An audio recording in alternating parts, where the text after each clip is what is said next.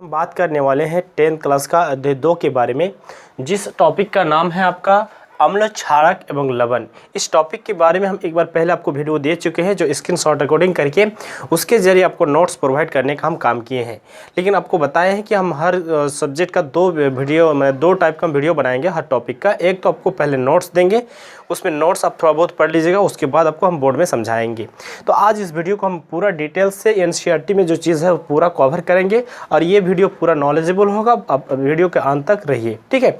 उसके साथ साथ जैक बोर्ड से जो रिलेटेड क्वेश्चन इंपॉर्टेंट होते हैं, जो क्वेश्चन यहाँ से इस चैप्टर से पूछे जाते हैं, वो भी हम आप आज डिस्कस करेंगे और वो भी क्विकली आपको बताएंगे। आप ऑटोमेटिक एग्जाम में कैसे आप उसका आंसर दे पाएंगे, कैसे उसका भाषा बना पाएंगे, कैसे उसको लिखेंगे, ये सारा चीज़ आपको हम इस वीडियो में सिखाएंगे।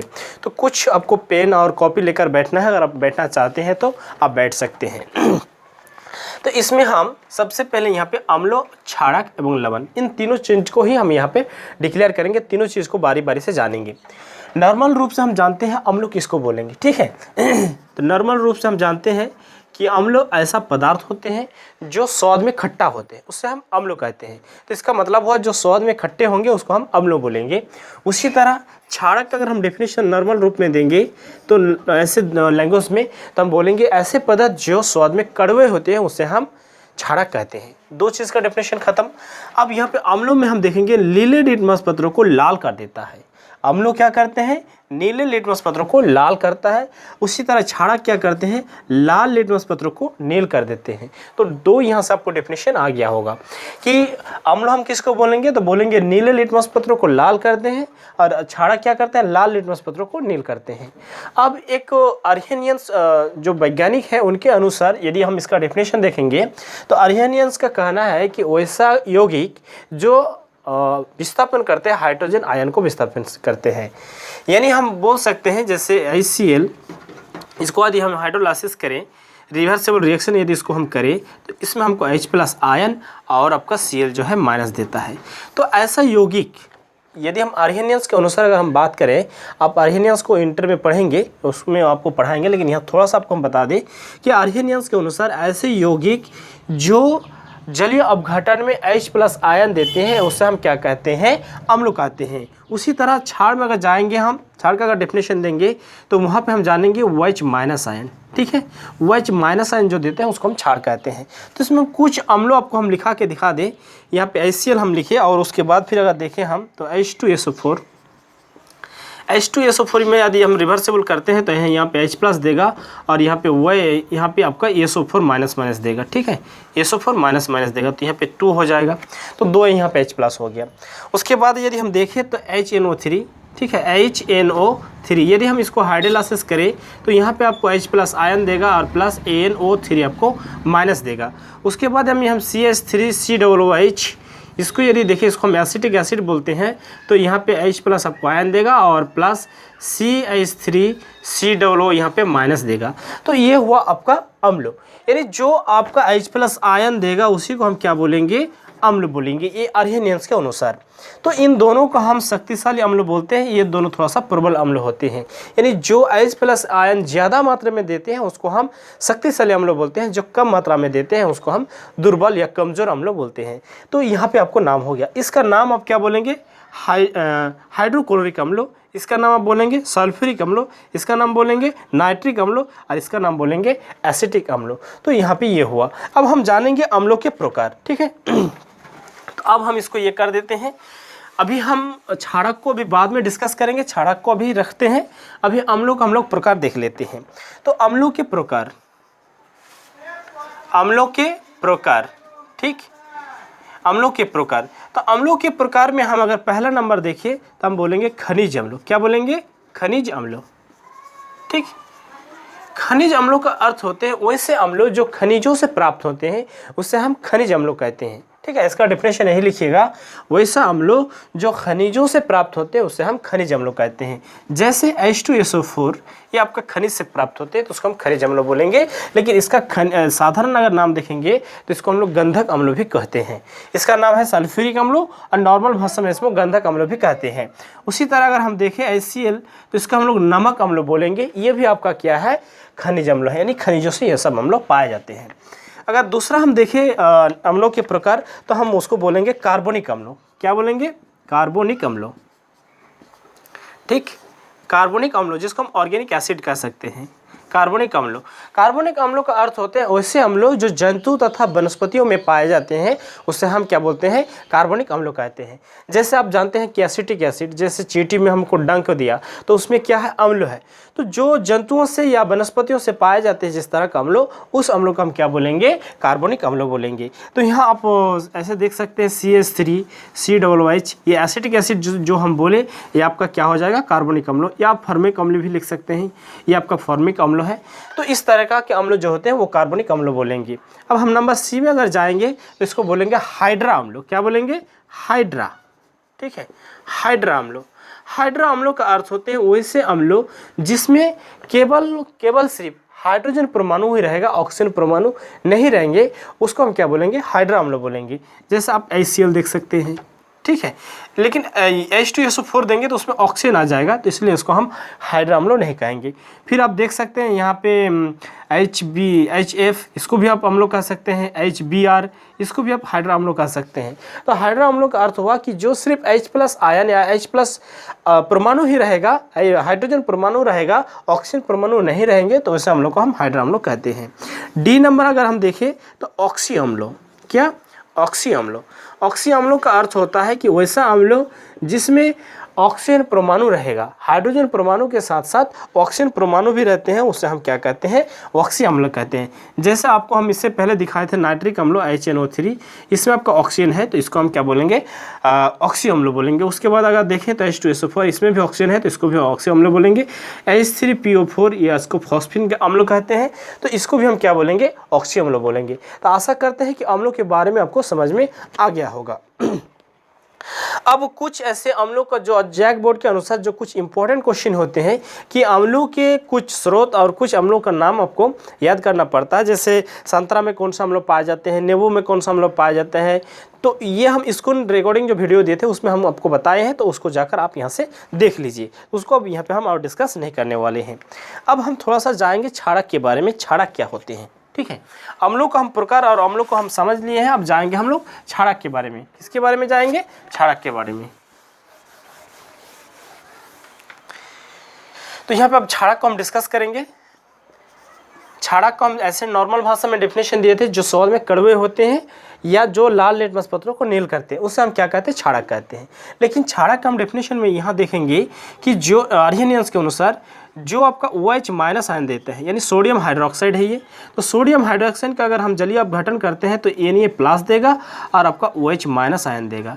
तो OH- आयन देने का अर्थ हुआ कि यहाँ पे जो है OH- आयन दे रहा है, तो इसको हम बोलेंगे क्षारक। क्या बोलेंगे? इसको क्षारक बोलेंगे। तो यहाँ पे आपको यही चीज़ याद रखना होगा। उसके बाद यदि हम देखें पोटेशियम हाइड्रोक्साइड, ठीक है, तो पोटेशियम हाइड्रोक्साइड में आपका क्या हो जाएगा? K+ आयन देगा और OH आपका माइनस आयन देगा। तो यहाँ पे भी OH- आयन आ रहा है, तो ये आपका क्या है? क्षारक है। उसके बाद यदि हम कैल्शियम हाइड्रोक्साइड देखते हैं, यहाँ पे 2 लगेगा, क्योंकि यहाँ पे देखिए आपका OH में 2 नहीं दिए, यहाँ भी 2 नहीं दिए, लेकिन यहाँ 2 देने का मकसद क्या है कि हम जानते हैं कि कैल्शियम में 2 प्लस होता है, यानी नीचे 2 आएगा और OH- 1 होता है, तो इसका अर्थ हुआ ऐसे। ठीक है, इसलिए ये हो जाएगा। तो यहाँ पे आपको ऐसे होगा, तो कैल्शियम में 2 प्लस देगा और आपका OH- आयन देगा। तो OH- आयन दिया, इसका मतलब क्या है? ये क्षारक है। तो कुछ ऐसे आपको क्षारक हम लिख देते हैं साइड में, और कुछ अम्लों भी आपको लिख के हम रखते हैं। जैसे मान के चलिए यहाँ पे हम कुछ अम्लों का नाम लिख रहे हैं, हाइड्रोक्लोरिक अम्लों, उसके बाद सल्फ्यूरिक अम्लों, ठीक है, उसके बाद आपको नाइट्रिक अम्लों भी हम लिख देते हैं, नाइट्रिक अम्लों, उसके बाद यहाँ पे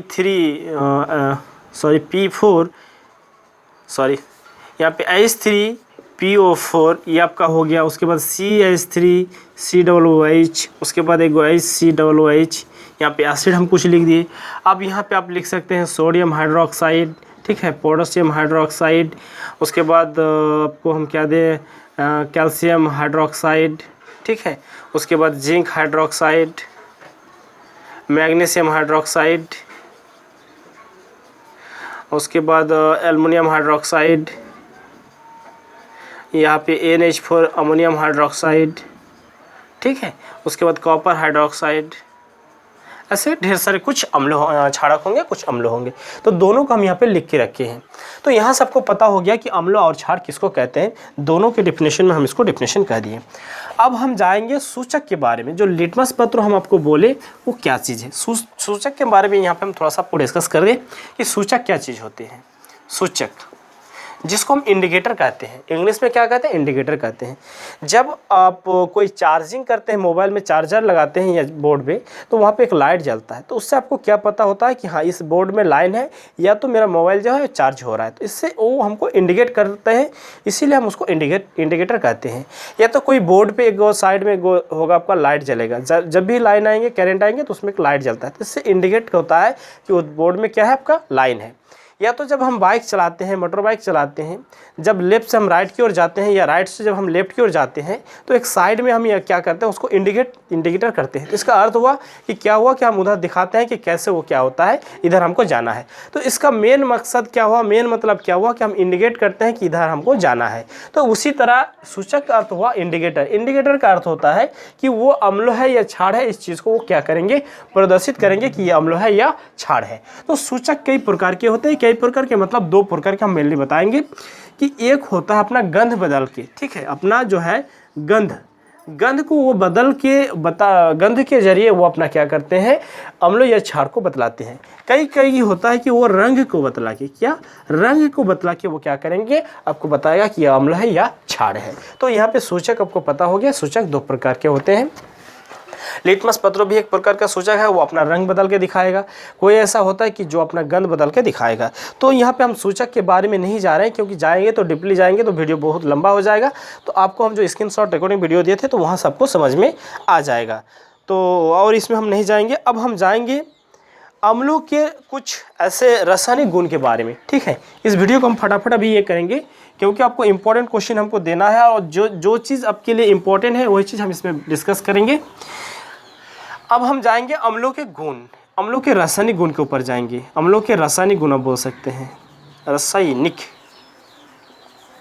अम्लों के रासायनिक गुण। तो अम्लों के रासायनिक गुण हम लोग चार प्रकार के पढ़ेंगे, ठीक है। अम्लों को सबसे पहले हम धातु के साथ जानेंगे। यदि हम अम्लों को धातु के साथ अभिक्रिया करते हैं तो क्या होता है। जब हम अम्लों को धातु के साथ अभिक्रिया करेंगे, धातु जो अम्ल, तो हमारा क्या देगा, लवण और हाइड्रोजन गैस देगा। क्या देगा, लवण और हाइड्रोजन गैस, ठीक है, H2O। तो यहाँ से दो चीज़ मेरा क्लियर हो रहा है, इस चीज़ को आप समझ लीजिए बढ़िया से, ठीक है। दो चीज़ का मतलब हुआ कि यहाँ से हम अम्लों का एक रासायनिक गुण को भी जान रहे हैं कि अम्लों का रासायनिक गुण क्या है। तो अम्लों का एक रासायनिक गुण है, जब अम्ल धातु के साथ अभिक्रिया करेगा तो आपका लवण देगा और हाइड्रोजन गैस देगा। अब यहाँ से हम लवण का भी डेफिनेशन दे सकते हैं। हम बताएंगे कि जब अम्लों को धातु के साथ अभिक्रिया कराएंगे तो जो उदासीन पदार्थ देते हैं उनको हम क्या कहेंगे, लवण कहेंगे। तो यहाँ से आपको दो क्वेश्चन क्लियर हो जाएगा, लवण का डेफिनेशन और धातु का, अम्लों का रासायनिक गुण। और यहाँ से एक क्वेश्चन आपका बन सकता है, आपका क्वेश्चन ऐसे आएगा, एग्जाम में आ सकता है क्वेश्चन ऐसे कि धातु को अम्लों के साथ अभिक्रिया कराने पर क्या देता है। तो आप आंसर आराम से लिख लीजिएगा। जब धातु को अम्लों के साथ अभिक्रिया कराते हैं तो लवण और हाइड्रोजन गैस देता है। तो यहाँ से आप क्वेश्चन और आंसर भी आप आराम से लिख पाएंगे। अब हम आपको कुछ एग्जाम्पल यहाँ पे दिखाने की कोशिश करेंगे कि कैसे वो लवण और कैसे वो हाइड्रोजन गैस निकलता है। चलिए कुछ धातु लिख लेते हैं हम लोग। जैसे हम जानते हैं सोडियम एक धातु होता है, जिंक एक धातु होता है, मैग्नीशियम एक धातु होता है, उसके बाद पोटेशियम एक धातु होते हैं, ठीक है। उसके बाद क्या लें, और कैल्शियम ले लेते हैं, कैल्शियम एक धातु होते हैं। तो कुछ ऐसे धातु आप ले लीजिए 6-7 गो। जैसे एक ले लेते हैं मैग्नीशियम, तो लिए हैं, एक एल्युमिनियम ले लेते हैं आपको। तो ये आपका कुछ धातु होते हैं। अब हम यहाँ पे लिए आपका Na एक धातु ले लिए, और कोई एक अम्ल ले लीजिए, ठीक है, हाइड्रोक्लोरिक अम्ल ले लीजिए। यहाँ पे हाइड्रोक्लोरिक अम्ल ले लिए। अब इसको हम रिएक्शन करेंगे तो क्या देगा हमको, NaCl देगा, यानी यहाँ का सोडियम और यहाँ का क्लोरीन आएगा, और यहाँ पे आपको हाइड्रोजन गैस देगा। तो इससे पहले आपको हम बता चुके थे कि हाइड्रोजन कभी भी अकेला नहीं बैठेगा, वो जब भी अकेला आएगा तो अणु के रूप में आएगा, H2। जैसे ऑक्सीजन भी अणु के रूप में आते हैं, नाइट्रोजन भी अणु के रूप में आते हैं, फ्लोरीन भी अणु के रूप में आते हैं। कुछ ऐसे तत्व होते हैं जो अणु के रूप में आते हैं जब अकेला आते हैं। ये हम पहले वीडियो में, पहले जो चैप्टर था उसमें हम इसको डिस्कस किए हैं। अब यहाँ पर आपको लगेगा कि इसको बैलेंसिंग करना है, तो आप बैलेंसिंग भी यहाँ से करना सीख जाइएगा। बैलेंसिंग आप कर लीजिए। यहाँ पे हाइड्रोजन 2 गो है, लेकिन यहाँ पे हाइड्रोजन 1 है, तो यहाँ पे 2 दे दीजिए, तो हाइड्रोजन 2 गो हो गया। जैसे यहाँ पे हाइड्रोजन 2 गो हो गया, क्लोरीन भी 2 गया, क्लोरीन यहाँ पे 2 बार दे दीजिए, यहाँ पे भी 2 दे दीजिए, तो रिएक्शन बैलेंसिंग हो गया। तो यहाँ से आपको एग्जाम्पल सोडियम लेके, जिंक लेके, एल्युमिनियम, सारे तत्वों के लेकर सारे अम्लों के साथ आप कर सकते हैं और बारी बारी से। लेकिन फिर यहाँ से और एक तरह का क्वेश्चन अब यहाँ से अराइज होगा, क्वेश्चन उठेगा। देखिए कैसे क्वेश्चन आएगा। सोडियम धातु को अम्लों, हाइड्रोक्लोरिक अम्लों के साथ, अब नाम इसका ये दे देगा कि जब सोडियम धातु को हाइड्रोक्लोरिक अम्लों के साथ अभिक्रिया कराते हैं तो क्या देता है, इस तरह का आपका क्वेश्चन बनेगा। तो यहाँ पे आप आराम से आंसर उसका लिख पाइएगा। क्या आंसर लिखिएगा, जब सोडियम धातु को हाइड्रोक्लोरिक अम्लों के साथ अभिक्रिया कराते हैं तो सोडियम क्लोराइड तथा हाइड्रोजन गैस देता है। तो ये आराम से क्वेश्चन आपका बन जाएगा। तो हम आपसे यही उम्मीद रखेंगे कि आप पेन और कॉपी लेकर क्या कीजिए, यहाँ पे कुछ तथ्यों और कुछ कम से कम 2 ही प्रैक्टिस कीजिए। यहाँ पे मान लीजिए 6 तत्व हैं और यहाँ पे 2 आपका अम्ल ले लीजिए, 12 को कम से कम यहाँ से आप रिएक्शन बनाइए और उसको बैलेंसिंग कीजिए। तो आपका एक प्रैक्टिस बेस बन जाएगा और वहाँ पे 12 का क्वेश्चन और 12 का आंसर और फिर 12 रिएक्शन, क्वेश्चन आंसर, फिर उसके नीचे वो ये रिएक्शन दे दीजिए। तो यहाँ पे आपको 2 तरह का आपको सवाल यहाँ पे हो जाएगा। तो ये आपका क्या होगा, अम्ल और क्षारक एवं लवण वाला जो चैप्टर था वो आप चैप्टर के पूरे आपके पास वो पूरे चीज़ धीरे धीरे आपके अंदर समझ आएगा कि अम्ल क्षार क्या है। हम यही उम्मीद रखेंगे आपसे कि आप जरूर इसको प्रैक्टिस में लाइएगा। लेकिन और एक हम आपको यहाँ पे रिएक्शन दिखा देने की कोशिश करेंगे, क्योंकि बहुत सारे स्टूडेंट ऐसे होते हैं, सोडियम का हम दिखा दिए लेकिन यहाँ पे मान के चलिए जिंक अगर नहीं दिखाएंगे तो फिर उससे नहीं होगा। तो हाइड्रोक्लोरिक के साथ एक दिखा देते हैं। तो जिंक आपको यहाँ पे क्या बन जाएगा, जिंक क्लोराइड 2 आएगा। क्यों 2 आएगा, क्योंकि जिंक का जो होते हैं 2 प्लस होते हैं, क्लोरीन का 1 माइनस होते हैं, इसलिए यहाँ पे 1, यहाँ पे 2 और यहाँ पे आपको H2 देना होगा।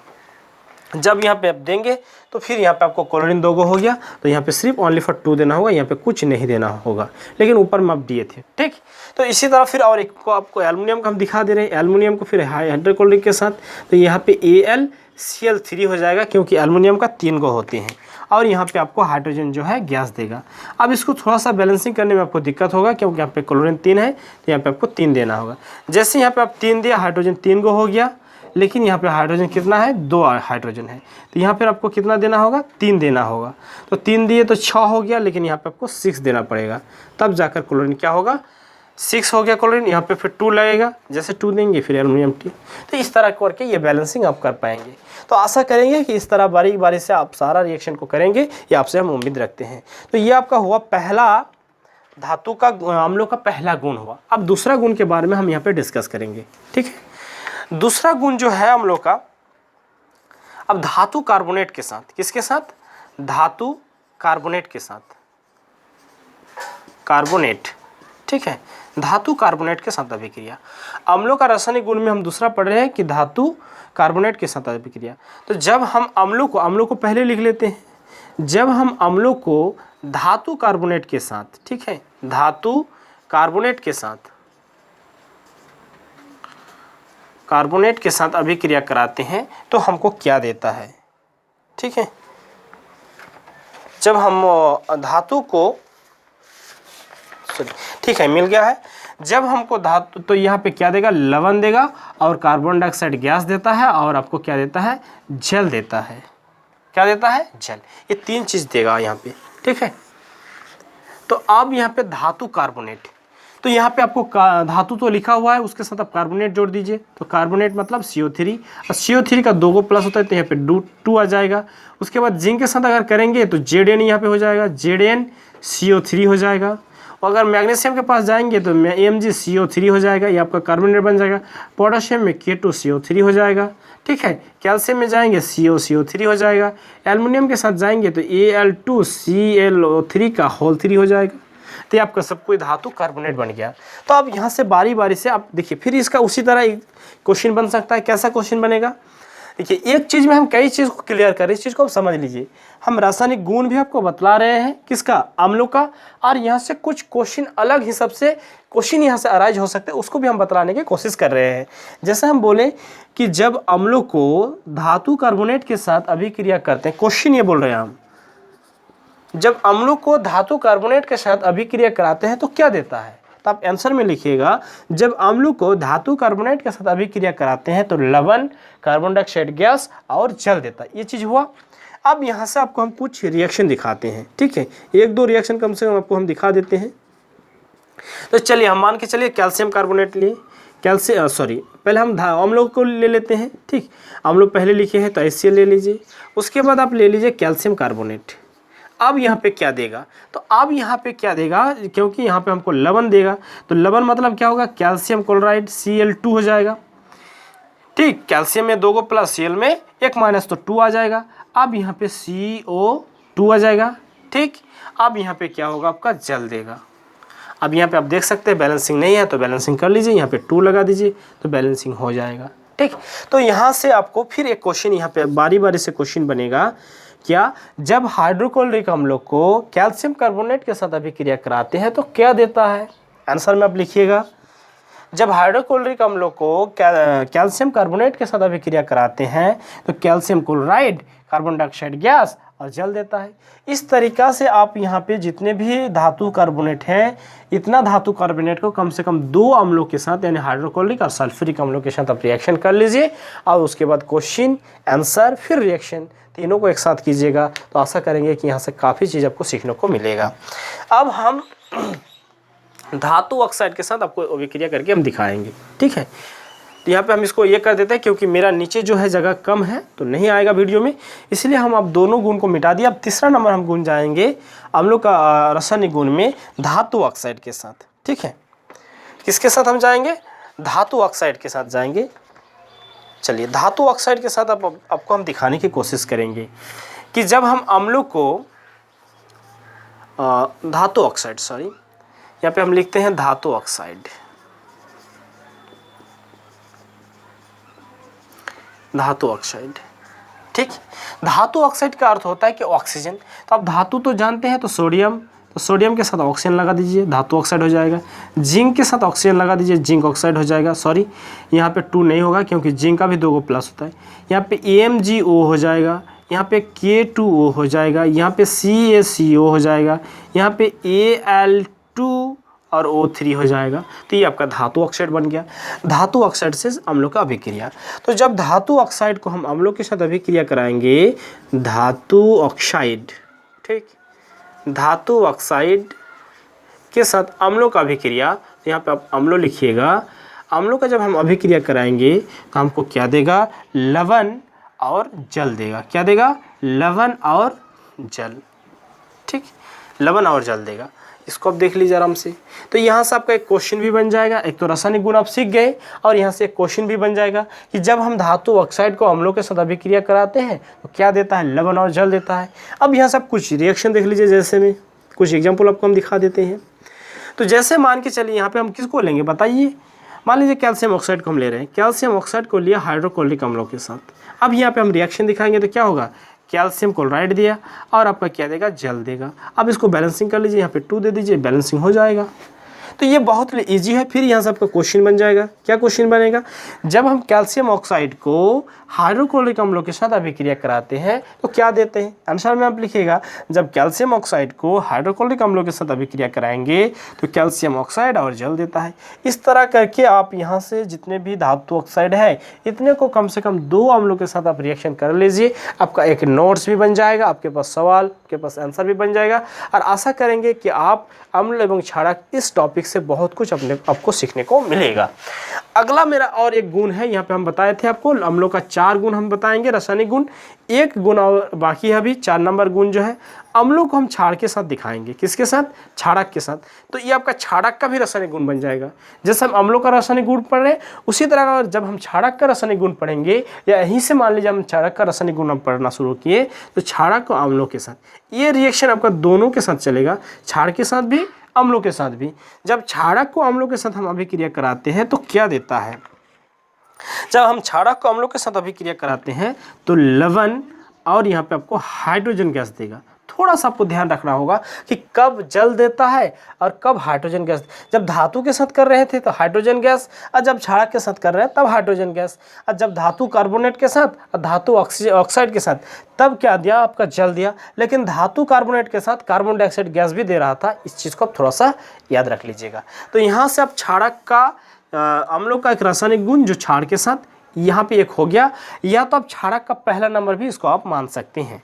तो यहाँ पे अगर क्वेश्चन आपको यहाँ से आ जाए एग्जाम में, बोर्ड एग्जाम में, जो क्षारक को अम्लों के साथ अभिक्रिया कराते हैं तो क्या देता है, तो आप आराम से लिखिएगा, जब क्षारक को अम्लों के साथ अभिक्रिया कराते हैं तो लवण और हाइड्रोजन गैस देता है।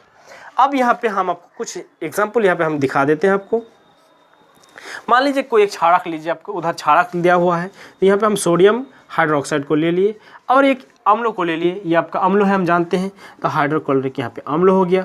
अब इसको हम रिएक्शन कराएंगे तो यहाँ से यहाँ तक देखिए, इसको अलग कर दीजिए, ठीक है। इसको हम रेड पेन से करते हैं तो आपको इजीली समझ में आ जाएगा। देखिए यहाँ से यहाँ तक इसको अलग कर देते हैं, ये जल का निर्माण करेगा, ठीक।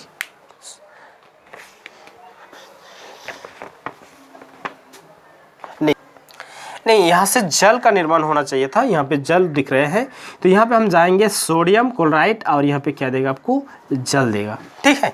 तो यहाँ पे आप देख लिए। फिर उसी तरह पोटेशियम को देखिए, पोटेशियम हाइड्रोक्साइड और यहाँ पे हम HCl लेंगे तो आपका क्या देगा, पोटेशियम क्लोराइड देगा और आपको यहाँ पे जल देगा।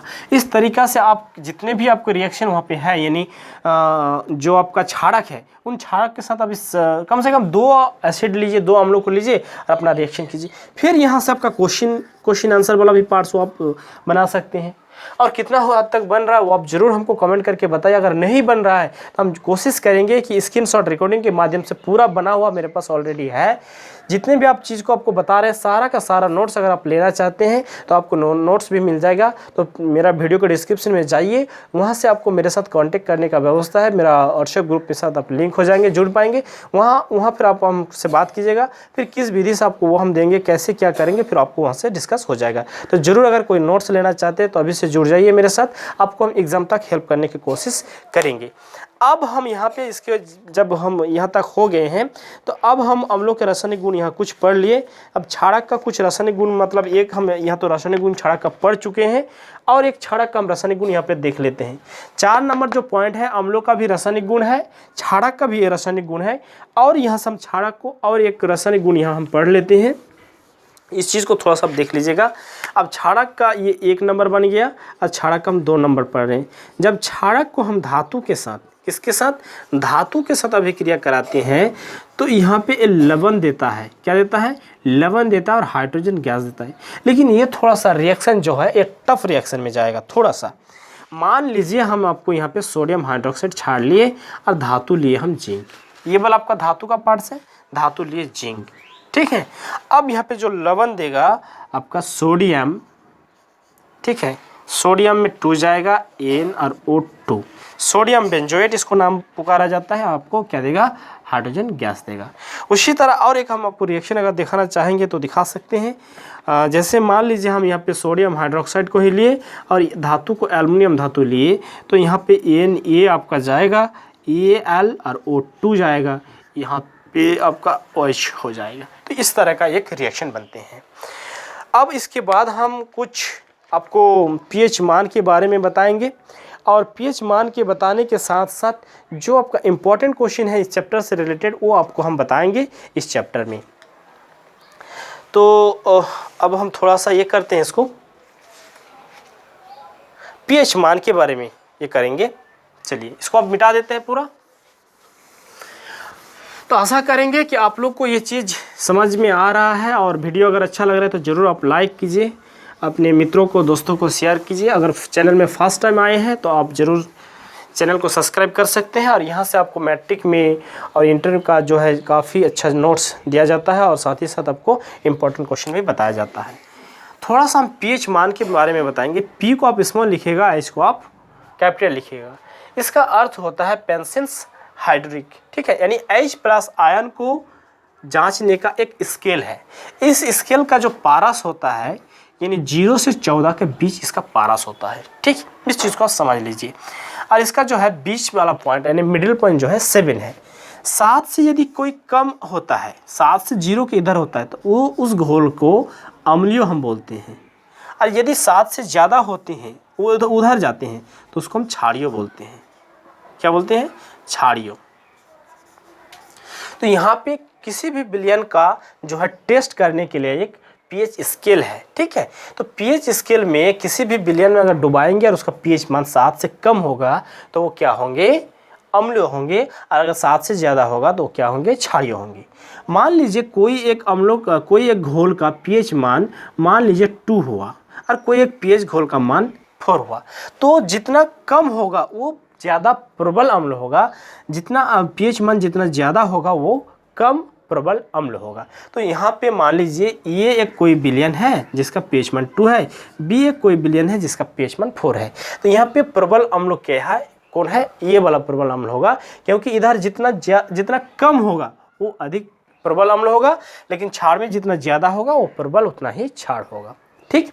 आपका यहाँ से क्वेश्चन आ सकता है अम्लीय वर्षा किसको कहते हैं, किससे कहते हैं। तो आप लिख सकते हैं कि ऐसा वर्षा जल जिसका पीएच मान जो है 7 से कम होंगी उस जल को हम क्या बोलेंगे, अम्लीय वर्षा बोलेंगे। जब वर्षा का जल होते हैं, बारिश होती हैं, तो उनमें पीएच मान होते हैं, पीएच मान यदि 7 से कम हो जाते हैं तो उस वर्षा जल को आप अम्लीय वर्षा कहेंगे। यहाँ से आपका एक क्वेश्चन आ गया, ठीक है। अब हम यहाँ पे जाएंगे विरंजक चूर्ण के ऊपर। ये काफ़ी इंपॉर्टेंट क्वेश्चन है, आपको एग्जाम में हर साल पूछा जाता है, ठीक है। विरंजक चूर्ण जिसको हम बोलेंगे CaCl2, कैल्शियम हाइपोक्लोराइड।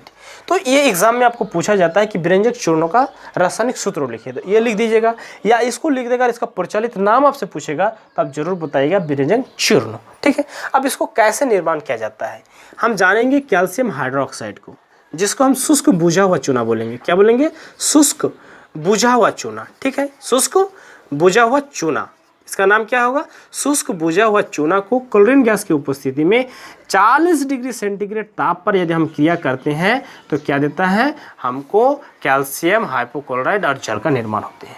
यदि आपको फुल एग्जाम में पूछ दिया 3 नंबर आपको यदि मिलेगा, तो यहाँ पे जैसा आपको पूछेगा क्वेश्चन कि विरंजक चूर्णों का निर्माण कैसे किया जाता है, तो आप आंसर में लिखिएगा कि शुष्क बुझा हुआ चूना को क्लोरीन गैस की उपस्थिति में 40 डिग्री सेंटीग्रेड ताप पर यदि गर्म करते हैं तो विरंजक चूर्णों का निर्माण होता है। अब उसके नीचे इस रिएक्शन को आप दिखा देंगे, तो इजीली आपका जो है एग्जाम में ये क्वेश्चन आपका जितना मार्क्स है उतना ही फुल मार्क्स आपको मिलेगा। और ये बहुत काफ़ी इंपॉर्टेंट क्वेश्चन है 2021 में। ये जहाँ तक हम लोग उम्मीद कर रहे हैं कि ये क्वेश्चन बहुत 99% तक आने का चांसेस है, इसको आप रट लीजिए।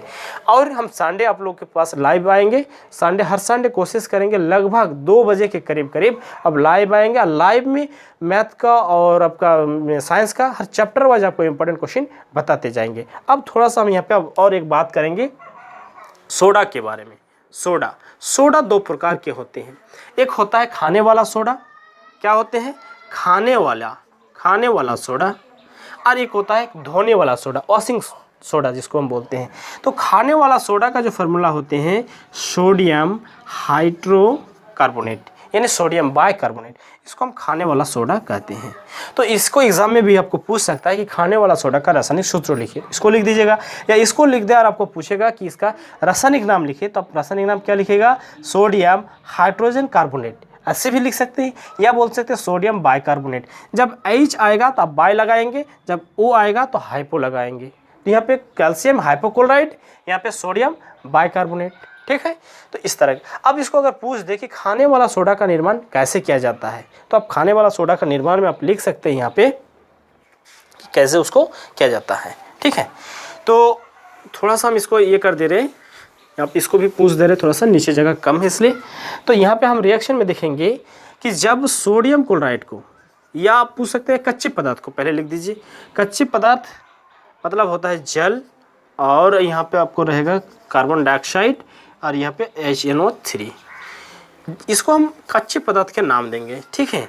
जब कच्चे पदार्थ को सोडियम क्लोराइड के साथ अभिक्रिया कराते हैं, किसके साथ, जब कच्चे पदार्थ को सोडियम क्लोराइड के साथ अभिक्रिया कराते हैं तो आपको क्या देता है, NH4, ठीक है, NH4Cl, और आपको देगा सोडियम यहाँ पे,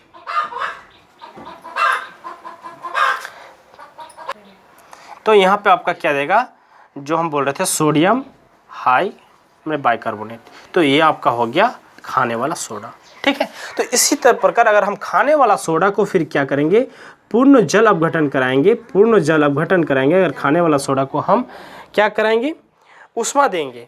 यदि हम खाने वाला सोडा पर ऊष्मा देते हैं तो ऊष्मा देने पर क्या होता है, सोडियम कार्बोनेट का निर्माण होता है। जब सोडियम कार्बोनेट का हम पूर्ण क्रिस्टलीकरण करते हैं यानी 2CO3 को जब हम जल के साथ अभिक्रिया कराते हैं यानी 10 को हमको जल देना पड़ता है, तब आपको क्या होता है, Na2CO3 और 10 गो जल का अणु।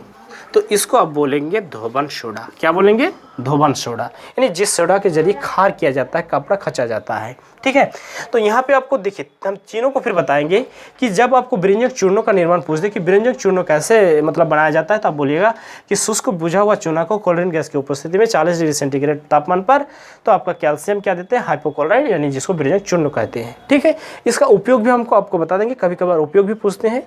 व्यंजक चूर्ण का जो उपयोग किया जाता है, जो आपका पीने वाला पानी होते हैं उसमें कीटाणुओं को मारने के रूप में उपयोग किया जाता है, या कहीं भी अगर कचरा उचरा पड़ा हुआ है या रेलवे पटरी में तो वहाँ पे इसको छिड़काया जाता है, ऐसे लिख देंगे। खाने वाला सोडा जो होता है केक में, पावरोटी भट्टे में, उसके बाद घुगनी बनाने में, जिलेबी आटा में इसका उपयोग किया जाता है। या तो आप कई साग अगर इसको पकाते हैं साग को तो भी इसको यूज़ किया जाता है। तो उसी तरह है, यदि आपको कोई पूछ दे या एग्जाम में आ जाए कि खाने वाला सोडा का निर्माण कैसे किया जाता है, तो कच्चे पदार्थ को सोडियम क्लोराइड के साथ अभिक्रिया कराने पर अमोनियम क्लोराइड तथा खाने वाला सोडा का निर्माण होता है। फिर जब अगर आपको पूछ दे कि धोने वाला सोडा कैसे निर्माण किया जाता है, तब बताइएगा पूरा को, कच्चे पदार्थ को पहले वहाँ तक ले जाइएगा कि खाने वाला सोडा का निर्माण होता है। जब खाने वाला सोडा को हम ऊष्मा देते हैं तो आपका कैल्शियम ना सोडियम बाइकार्बोनेट, सोडियम कार्बोनेट बनता है। जब सोडियम कार्बोनेट को पूर्ण जल अपघटन करते हैं तो आपका क्या होते हैं, धोबन सोडा का निर्माण होता है। और इसमें और कुछ क्वेश्चन ऐसे इंपॉर्टेंट है, लेकिन इस वीडियो में पूरा हम बताना भी नहीं ये कर पाएंगे क्योंकि वीडियो लंबा हो रहा है, लेकिन सिर्फ हम क्वेश्चन आपको बता दे रहे हैं कि आपको एक क्वेश्चन और आएगा कि अश्वित जल विद्युत का चालन होते हैं, नहीं होते हैं, जबकि वर्षा जल होता है, क्यों, ये एक इंपॉर्टेंट क्वेश्चन है। उसके बाद और कुछ ऐसे इंपॉर्टेंट क्वेश्चन जो है वो आपको हम बता दे रहे हैं। प्लास्टर ऑफ पेरिस, यहाँ से एक इंपॉर्टेंट क्वेश्चन है कि प्लास्टर ऑफ पेरिस का निर्माण कैसे किया जाता है। अगर हो सकता है तो हम दूसरा वीडियो में जरूर इसको बताएंगे। तो इस वीडियो में यहीं तक, फिर हम मिलते हैं नेक्स्ट वीडियो में। Thank you, bye bye.